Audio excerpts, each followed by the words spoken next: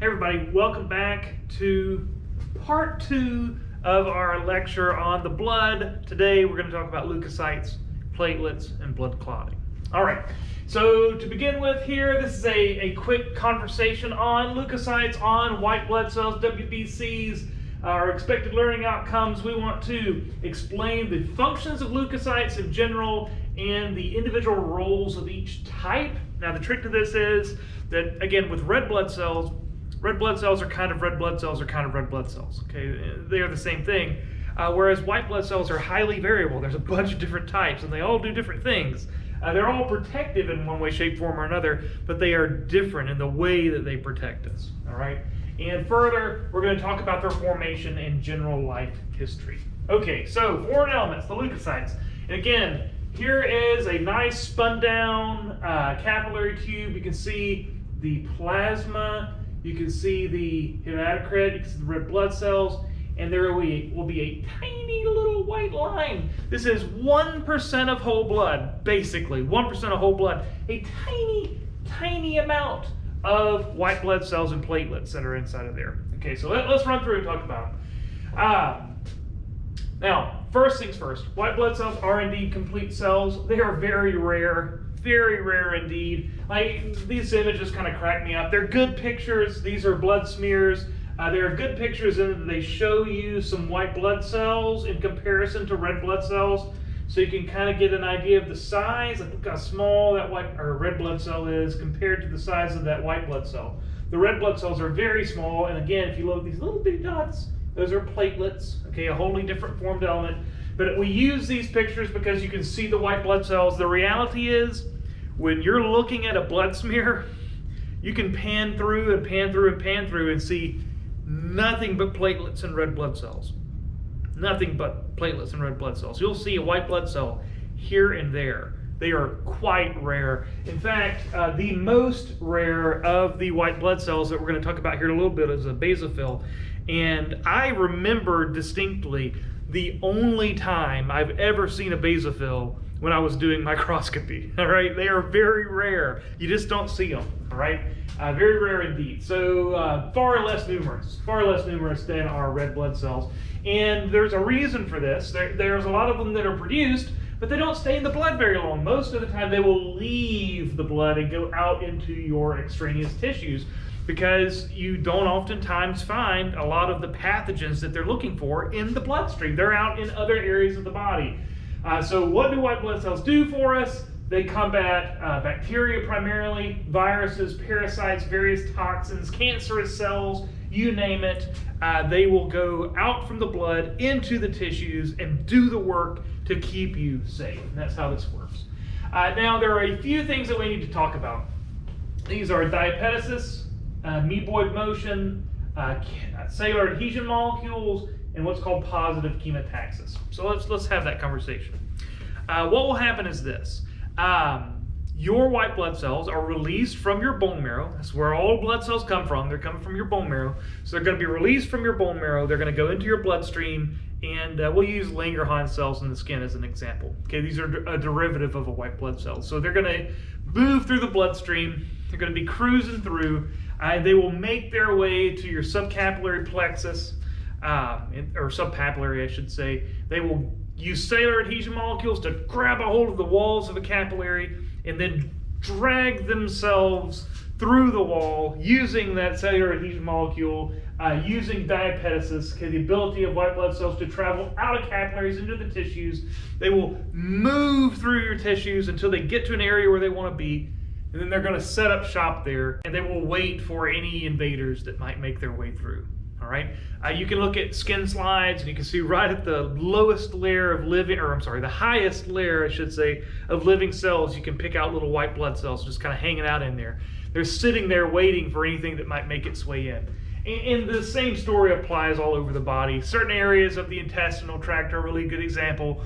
You can see areas where white blood cells are hanging out. The white blood cells are not going to be in the blood for very long in most cases. They make their way into your tissues and they hang out there. Now, they can move around, as we say, through amoeboid motion, not unlike amoeba that you may have read about in our Biology 1, I should say. and they display what's referred to as positive chemotaxis. What will happen is this. A good example is a enzyme called hyaluronidase. Okay, certain bacteria have an enzyme called hyaluronidase. It's an enzyme that breaks down hyaluronic acid, and your connective tissues are packed with hyaluronic acid. So what this enzyme allows bacteria to do is they can kind of cruise through your connective tissues, breaking it down as they go to get to where they want to be. Now, white blood cells, certain white blood cells in particular, display positive chemotaxis. They pick up the chemtrail of the hyaluronidase breaking down your connective tissues. And they realize, whoa, that's from a bacterium, and they'll chase it down, following the trail. Think about it like tracks in the mud. You know, they're gonna track down that bacterium, find it, engulf it, and destroy it. Okay, so they display positive chemotaxis, the ability to seek out and destroy foreign cells when they are even leaving signatures of themselves around in your tissues. So white blood cells are pretty neat. Okay, they are defensive. They have the ability to leave the bloodstream. They have the ability to literally hunt and kill invaders that are trying to cause you damage. Yeah, that'll do. Now, in the realm of white blood cells, they come in two flavors. These are called the granulocytes and the agranulocytes. And you can kind of see this here. Let's see, where's a good example? Some of these you can make out, they have like a dotted appearance. They have a granular, almost like there's little grains of sand inside of them. And then others look very transparent by comparison. Granulocytes have a grainy appearance under magnification, and then others have a much more transparent appearance. So let's talk about the granulocytes. All right, granulocytes are the neutrophils, eosinophils, and basophils. Unlike red blood cells, which display this biconcave shape, okay, red blood cells, little pink donuts, right? White blood cells still maintain their nuclei, so they are spherical, they are round, and they tend to be much, much bigger than their associated red blood cells. Like, look here. There's a big white blood cell, and look how small the red blood cells are around it. White blood cell, look at the red blood cells. White blood cell, look at the red blood cells. Even the small white blood cells, like this one here, are bigger than the red blood cells by a large margin, all right? They are larger than red blood cells. They are shorter lived, generally, okay? We'll talk more about this as we progress, but shorter lived generally, and they will oftentimes have not a round nucleus, but a multi-lobed nucleus. It's kind of weird shapes in a lot of cases. So let's look at them. Here are the neutrophils. Man, neutrophils are the kings of having multi-lobed nuclei. When you see a cell, a white blood cell, and its nucleus looks like it's in all sorts of different compartments, that is a classic neutrophil. Now, these are by far the most numerous white blood cells that you're going to come across, amounting to over half of the white blood cells that you're going to see, and their main role is defending you against bacteria. They're very powerfully phagocytic. Okay, that means that they engulf and destroy bacteria when they find them. Very, very powerfully phagocytic. And they also have an ability to release certain antimicrobial chemicals if they can't phagocytize them. So what we will do is we can look at your blood, we can draw blood and look at your count of white blood cells, the percentage of your whole blood that is white blood cells, and when you see elevated neutrophils, you're pretty certain there's a bacterial infection somewhere in the body. When these numbers go up and the numbers of neutrophils go up, you got a bacterial issue. And last but not least, I want to talk a little bit about what's called respiratory bursting.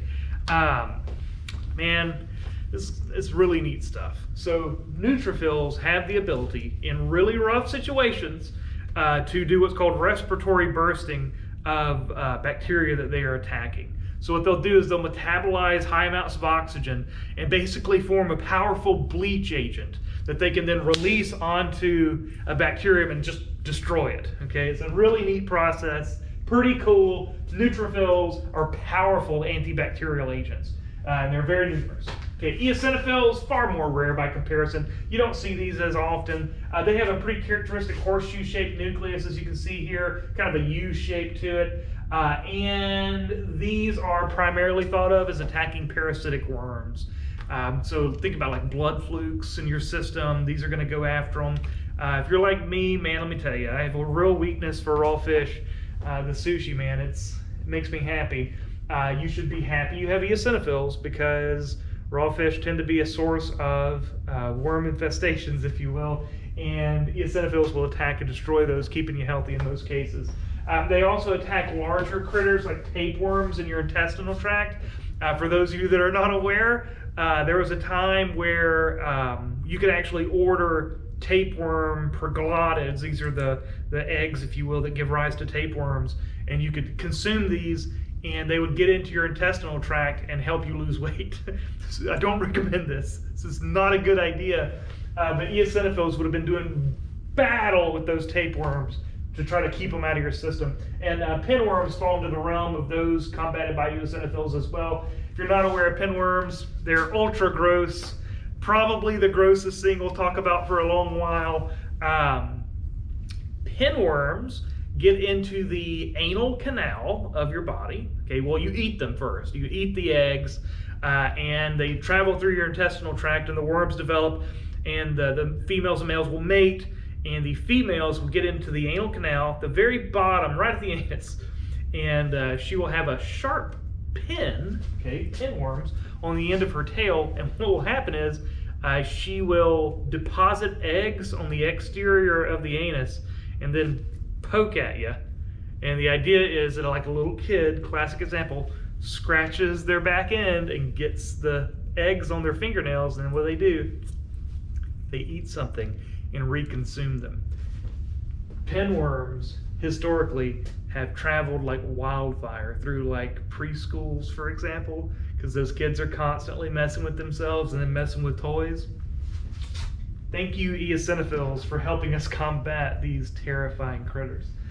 Just more irritation than anything else. They're not going to kill you. And then last but not least, how did we get on that? Last but not least are basophils. Basophils, again, are super rare, making up less than a percentage point of white blood cells that are available to us. And when I think about basophils, I think about histamine. Basophils are responsible for releasing histamine. This is part and parcel with your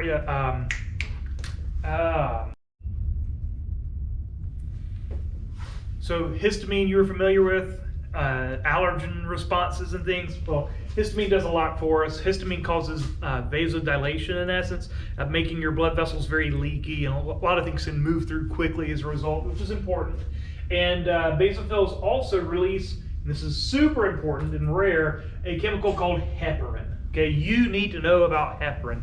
It's a neat chemical that basically prevents blood clotting and allows for blood to flow through very easily. In essence, these basophils will release heparin to allow for other white blood cells to have greater mobility and to cruise through your tissues to get to areas of damage in order to protect you from potential invaders. So you can imagine you get damaged, you're outdoors and you cut yourself on like a rose bush or something like that, okay? Well, the area where the damage is going to want to clot up and seal itself, but the basophils will prevent that so that neutrophils can get in there and clean up any bacteria that might have made their way in. What a system. It's beautiful, beautiful. All right, and that brings us to the agranulocytes. And again, when you look at these should have this dark spotted appearance, if you will. Like, man, basophils, super granularized, if you will. Whereas monocytes, lymphocytes are a little more complicated. Lymphocytes are so small you just can't see much. They look like basically just a nucleus. Whereas monocytes are easily described as big fluffy pillows, okay? They're these big fluffy cells hanging around inside your white blood cells, and they are very clear and smooth, transparent in comparison. So they have a nice fluffy appearance. It's not the greatest picture I've ever seen. All right, these are agranulocytes. So the two agranulocytes are indeed the lymphocytes and the monocytes. They lack visible cytoplasmic granules, and they tend to have kidney-shaped nuclei, is the way we like to say this. They have kind of a bend to them, if you will. Now, lymphocytes, making up about 25% of your white blood cells. Just saying lymphocytes is really underselling it. There are a lot of different lymphocytes out there, and they do different things. Boy, they really run your white blood cells, I should say. Your immune response. It's hard to talk about lymphocytes without talking about your whole immune system. This is like a chicken and egg conversation. Which one do you do first? Well, I'm going to try to just lay out to you that these cells exist, and then when we get to immune system, we're going to lay into how they do their job, okay? So this is going to be kind of an abrupt conversation on the subject, but when we do immune system, we're going to lay into it. So here we go. Lymphocytes. Most lymphocytes are going to be made again in your red bone marrow, but they're going to make their way out and get into your lymph nodes and spleen for that matter. Lymphatic tissues is the idea. Lymphocytes are hanging out in lymphatic tissues. They're going to stay in there and hang out. These are the spiders in the web, okay? You got to think about your lymph nodes as a spider web, all right? So that as all this fluid from your extraneous tissues is flowing back in toward your cardiovascular network, you're going to have lymphocytes there that are hanging out like spiders in the web, looking for anything deleterious that's making its way through. And they will attack and destroy them, given the opportunity, depending upon what kind of lymphocyte we're dealing with. And there are several. Let's talk about some of these. There are, in particular, T lymphocytes and B lymphocytes. T lymphocytes and B lymphocytes. These are derived from the place where they mature. So they're all made in bone marrow. B lymphocytes mature to their functional forms in the bone marrow, B for bone, whereas T lymphocytes go to your thymus gland to mature. And the reason for this is complicated. We'll get there when we do the immune system. But T lymphocytes are going to be involved in destroying cancerous cells, attacking viral infected cells, certain foreign cells. The idea of T lymphocytes is that they're incredibly good at sensing your major histocompatibility complex, so they can kind of feel the cell and see if it's got a problem or see if it's not yours to begin with. So I got chill bumps just thinking about it. They're super cool, man. T lymphocytes are cool, man. They're soldiers, real like special forces type. And let's see, what else do I have to say here? Activate other cells in the immune system. That's true. Helper Ts. We'll get to that later. Again, there's a lot of different lymphocytes. And then again, B lymphocytes are going to be very important for secreting antibodies and serve in immune memory. If you recently got a vaccine, what you're doing is you're exposing your immune system to an antigen. Okay? Certain antigens, you're exposing your immune system to those antigens, forcing your body to build B lymphocytes that will attack, or let me rephrase, they will release antibodies that will stick to those antigens to mark those cells for death. The goal of these B lymphocytes is to make antibodies. And then they're going to hang out in your tissues for decades. You heard of getting like a booster shot. All right, we're making sure we have appropriate levels of B lymphocytes. And it's a little more complicated than that. We get into what are called plasma cells and things, but let's just leave it there. We're going to save that for the immune system. All right, then there are monocytes. And monocytes are cool because they're so big. Very easy to spot, like way larger than are the red blood cells. Very large, and what makes them interesting is they differentiate into macrophages. All right, they become the macrophages. And what macrophages do is they're sort of the frontline soldier of your immune system. They're going to cruise around, and anything that they see they don't like, they're going to attack and destroy it. And then they will take sort of the coding of it and show other white blood cells and say, hey, I found this. Is it a problem? And then your other white blood cells will respond in kind. These macrophages are sort of the first line of defense, if you will, in some ways, in terms of your leukocytes. And yeah, they're phagocytic macrophages. Check this out, it's really neat. So here's the macrophage, and you can see its projections that are sticking off, and it's actually reaching out and grabbing these bacteria and dragging them in and consuming them. They're very powerfully phagocytic, and they're derived from monocytes. All right, cool. Leukopoiesis, so this is going to be the production of white blood cells. These come from hemocyblasts, right? Our hematopoietic stem cells that give rise to red blood cells and platelets. Well, guess what? They give rise to white blood cells as well. Same thing. So this is going to be that stem cell found in your bone marrow. They are hemocyblasts.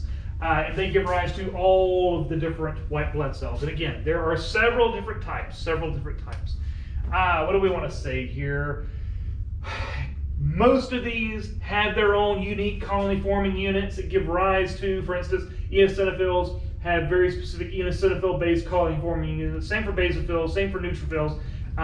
So that they have their own distinct lineages, if you will, as they progress, which is important and a point to be made, but we're not going to go into all the parts and pieces that are found there. I'm not that concerned. I'm more concerned with you knowing what they do.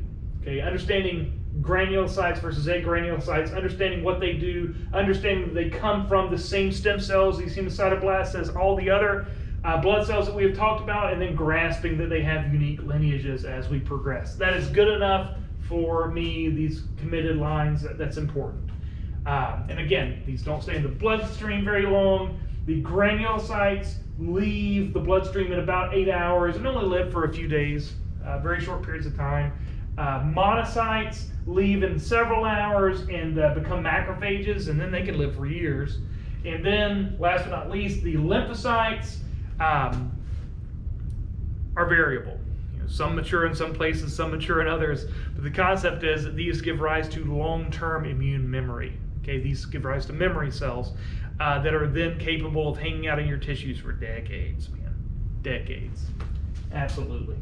Yeah, these will flow through the blood, get into the lymphatic system, then get back into the blood and back into the lymphatic system. It's a constant movement through because they're looking everywhere to see if they find any antigens they don't like.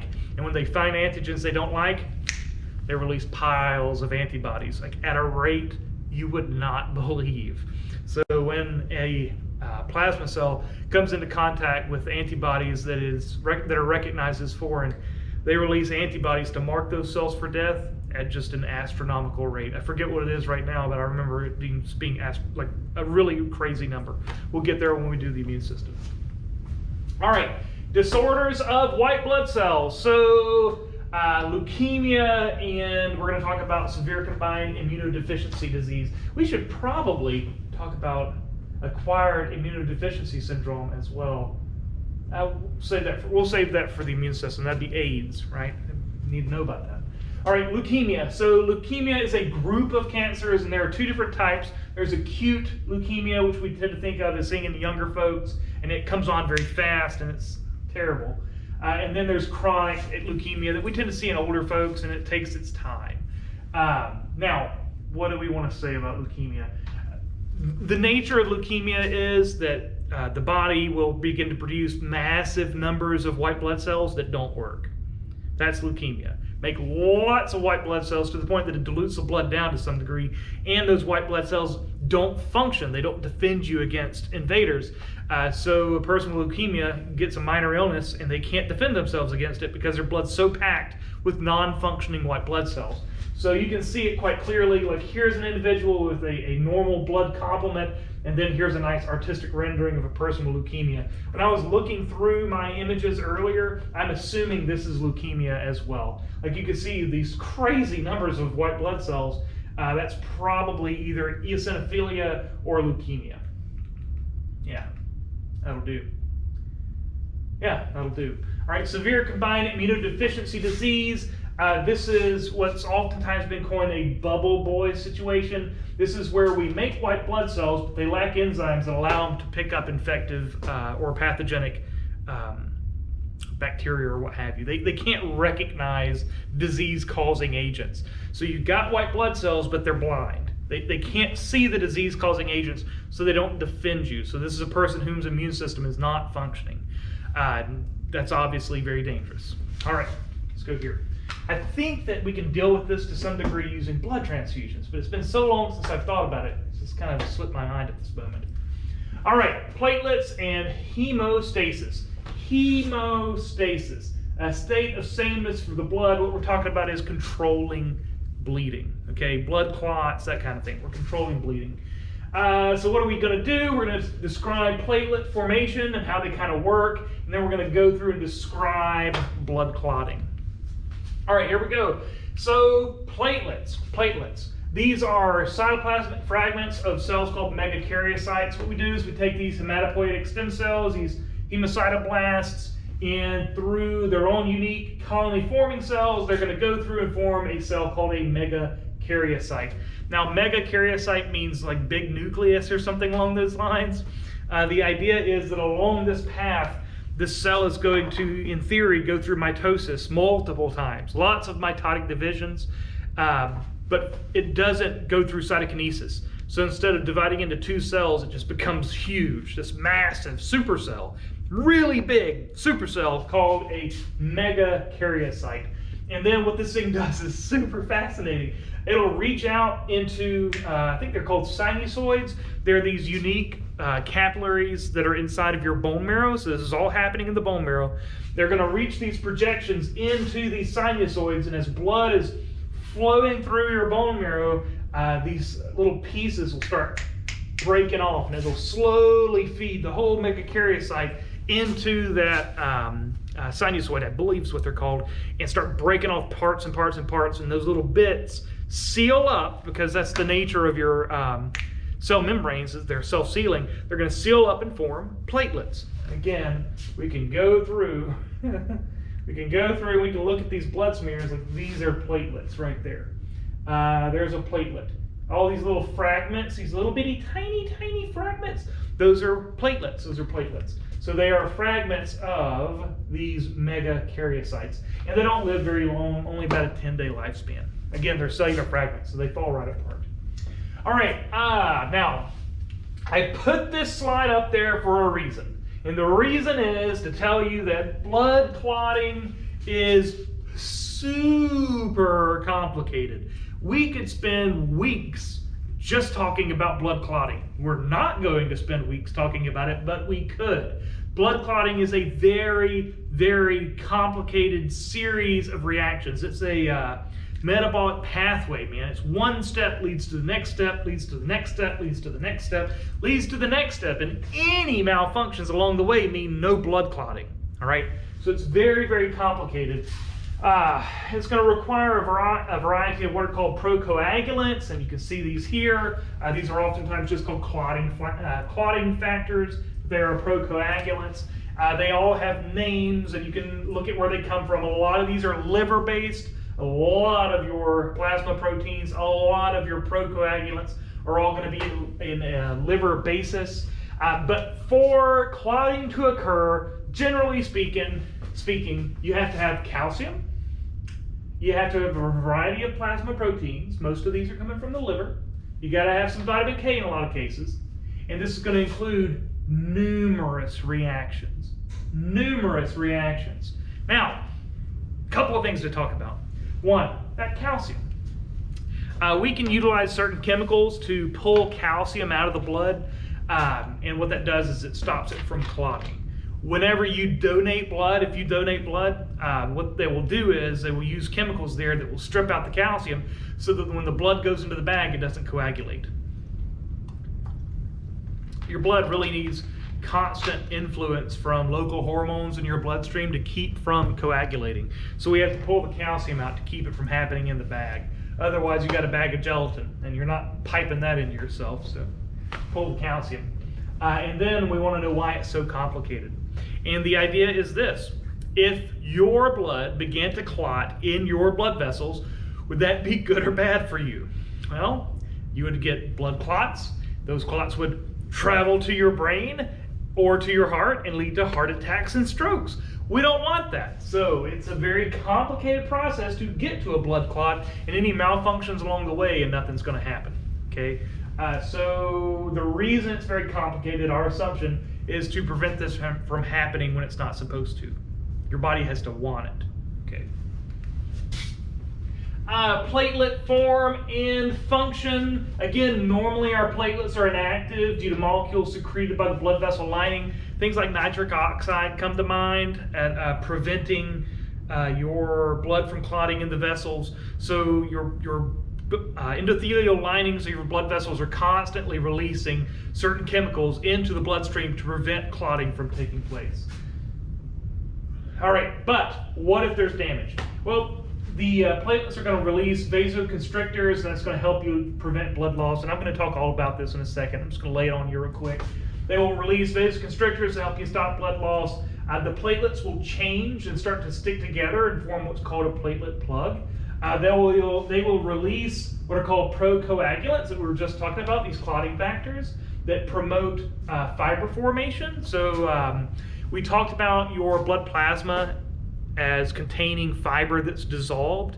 What will happen is if these platelets start piling up, they're going to release chemicals that will lead to the fibers coming out of suspension and forming a net that helps to clog up an area of damage. Let's see, they chemically attract neutrophils and monocytes to the area of inflammation, and the idea here is that these are going to be protective agents. So imagine you are like the plumber, if you will, for a big building or something like that. And you're walking around, you see this huge leak coming out of a pipe, where you're going to do everything you can to slow it down while you call for help to get an emergency group to come give you a hand. That's what happens here. These platelets are going to try to slow blood loss, and then they're going to call for help. Okay, they're going to call for help. And then at the end of the day, they certainly do secrete growth factors that help to heal any damaged areas around them. So yeah, man, this is a very important, neat process. And again, it is very complicated to get to a blood clot, because we don't want this happening when it's not supposed to. So here it is. This is how we clot blood. You need to be familiar with this process for your exam. I could see a nice paragraph where you've got to match certain terms into that paragraph in order to explain to me how blood clotting takes place. This is very important for us, so pay attention. All right, step one, vascular spasms. What will happen is when the blood vessel is damaged, it causes vasoconstriction of those damaged vessels. Your blood vessels have a lot of smooth muscle inside of them, and when they become damaged, they constrict a little bit, and that limits blood flow. And it really, especially on larger wounds for that matter, can limit blood loss fast. Okay, when those vessels constrict, they are going to limit the loss of blood in that area, waiting for the platelets to come in and start packing into the area. Platelet plug formation is the second part, and it happens quick, man. The platelets are going to get in there, and they're going to start sticking in and packing in and closing up the gap. It's kind of a neat process. All right, so as the platelets are flowing through, when there's an area of damage, you're not going to be releasing or nitric oxide or prostacyclin anymore from that area. So the blood vessel is going to have an opening in it, and as the blood is leaving through that opening, a cut, if you will, the platelets are going to come into contact with collagen. Okay, collagen is a thick rope-like fiber that's going to help support the blood vessel. All right, and when the blood vessel is damaged, the collagen is exposed, and when platelets come into contact with collagen, they activate. Okay, and what will happen is very simple. One or two platelets will flow out, and they will hit the collagen, stick to it, and then they'll call for help. They let out what do you call it? Local hormones, paracrine hormones. That will call for more platelets, and then those platelets come in and they stick to one another, and they call for more platelets, and they come in and stick to one another, and very quickly platelets just all pile into the area of damage and lead to what's called platelet plug formation. And again, that happens very quickly. Let's see, so platelets form a plug, preventing blood loss, becoming activated, and as they are activated, they release certain clotting factors, if you will, to form fibers. Okay. In particular, what we're going for here is prothrombin. Yeah, here we go. Okay, prothrombin to thrombin. So what will happen is the platelets will release prothrombin activator, and this turns prothrombin to thrombin. This is a catalyzed reaction, and then thrombin is going to catalyze fibrinogen into fibrin. Now, the heck does all this mean? The long story short of it is this. Fibrinogen is a soluble fiber that's flowing through your bloodstream at this moment. Okay? Soluble fiber flowing through your bloodstream. And in the event of damage, your platelets will release this prothrombin activator, and through a series of events will turn that fibrinogen into fibrin. These are threads. It'll form this net, a fibrin net. This is a real blood clot. Okay, real blood clot. Now, once you've got the good old-fashioned real blood clot, you've had platelets pile up, they have stimulated for fibers to form and polymerize to form this net. What will actually happen is chemicals will be released that will turn the area in there with plasma and everything else into basically a gel. So it gels up and forms a sealant, if you will, that seals off the area where the damage is so that it can restore blood flow through the blood vessel and then begin the healing process. So let's talk about that healing process. First step is going to be called clot retraction. Your platelets are actually jam-packed with actin and myosin. And you should know at this stage that actin and myosin, these are going to be involved in contraction. In fact, your book goes as far as to say that platelets are a lot like smooth muscle cells. All right. So when they are all piled up, eventually chemicals are going to be released that cause them to contract. And all those platelets begin to pull together. And what that's going to do is it's going to close up the area where the damage is. It's going to pull the areas of damage. Imagine a hole in a vessel. It's going to close that thing up and pull the edges close together. It's going to facilitate healing. And it squeezes out any fluid in that gel-like substance that's been made, getting out everything that's not more or less a solid. Yeah, that'll do. So where are we at? Actin and myosin contracting within about 60 minutes, an hour. Contraction pulls the strands together, releases all that serum that we talked about, pulling the edges. Yeah, man, that works like a charm. And then once this has all happened, and then once the clot is retracted, the platelets begin to release what's called platelet-derived growth factor. I would never ask you to know an acronym, but the platelets release a chemical that causes the smooth muscle that's there to begin to heal and brings in fibroblasts that will bind together the wall of that damaged blood vessel. And not only that, but vascular endothelial growth factor is released. This basically causes the blood vessel's endothelial lining to begin to grow in and redevelop. So platelets form up, they release the prothrombin activator that sort of causes the fibrinogen to form up as solid fibers. And once all that's happened, the clot retracts, I should say. It will contract and pull together, and then chemicals will be released by those platelets to stimulate for the healing of the damage. So that's what platelets do, folks. That's how platelets work, and that's what platelets do. Now, as with all things, there can be malfunctions in the system, and the first one that we're talking about here is thromboembolic. Embolic being the key term here, disorders. These deal with undesirable clot formation. Again, I think about a blood clot flowing through your bloodstream. That is not ideal. And then we'll talk about some bleeding disorders, or a bleeding disorder, I should say. It's a terrible thing. All right. So thromboembolic conditions. A thrombus is a clot that develops and persists in an unbroken blood vessel. This can form up in a blood vessel and stay there and impede flow, generally speaking. Or alternatively, it can break free and be called an embolus. Okay, an embolus is a thrombus that's broken free and is now flowing through the bloodstream, going to cause all sorts of problems. An embolism is where that embolus lodges itself, for instance, in a capillary bed and prevents blood flow. When I think about this kind of thing, I think about strokes and heart attacks. Okay, imagine an embolus flowing through your bloodstream, getting to your brain and blocking off an area of the brain. So it's going to flow through, get stuck in there in one of these capillary beds and decrease blood flow to one area of the brain. That is a stroke. That is a classic stroke. That's what happens, right? Super, super dangerous. Now, in the case of an embolic stroke, you can actually take anticoagulant drugs and break up the clot, if you will, and allow the person to have very little to no negative side effects as a result. But the trick is you got to get to the doctor real fast. If you see somebody you think they might be having a stroke, you get them to the doctor immediately. It's when you wait that you end up with problems. Classic example, my father-in-law's dad. Man, salty old man. He was clearly having a stroke and he refused assistance and he fought off the paramedics when they got there to try to help him, and it put him probably 4 hours from the inset of symptoms before he finally got to the doctor's office. And by that time, the damage was done. I mean, these cells are going to die pretty quick in the brain. Neurons use a lot of oxygen, so it's unfortunate. He ended up dying as a result of it. It's terrible stuff, man. Again, my take-home message to this is, if you see somebody having problems, you get them to the doctor as quickly as possible. And the same thing applies to the heart. So one of these could break loose and get into the heart and lead to problems therein. Risk factors to this are pretty obvious. Any atherosclerosis. So when you have buildups of sterols in your blood vessels, those can break loose and lead to problems. Or alternatively, they can form a bottleneck that an embolus can lodge itself into.